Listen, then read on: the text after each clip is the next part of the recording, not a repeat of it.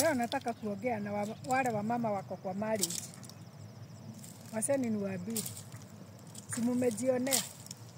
Si mmesikia? Si wanaume na huko nje wanahantiwa kama swara. Si wanaume na huko nje hawana amani.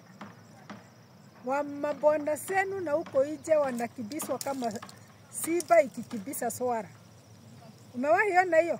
Vile simba inakibisa swara.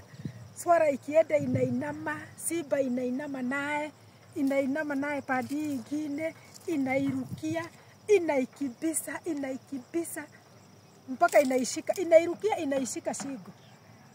Na hiyo lion, haiulizi swara, sasa nitakukula watoto wako wataaswa na nani?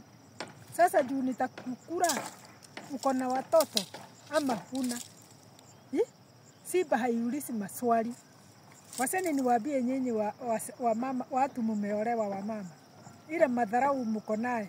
Mumeona vile na huko nje kuko kubaya. Wewe mama umeolewa. Wengine ni hawa young generation. Umelala. Bwana yako amekuja late. Umelala tu na unasikia. Kwanza hawasikiagi hawa mama. Hawakuagi usingizi.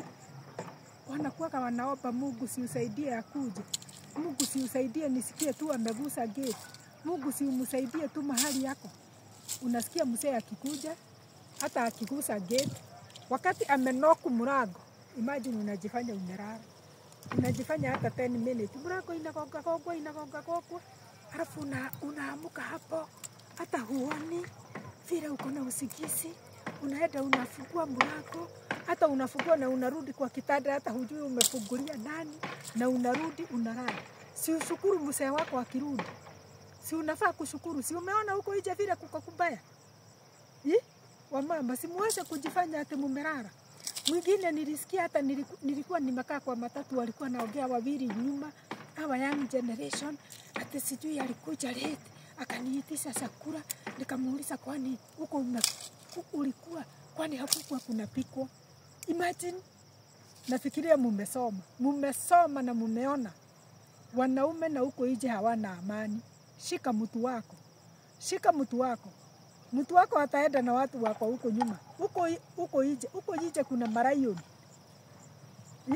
Huko nje kuna marayoni na wewe unacheza hapo tu. Ukisema ati simpikii, mahali alikuwa, kulikuwa kunapikwa, si angekula huko, mimi hata simfurii nguo, mtu akitaka afue nguo zake, hapa kila we, mumejionea, sitawaambia tena, nimewaambia.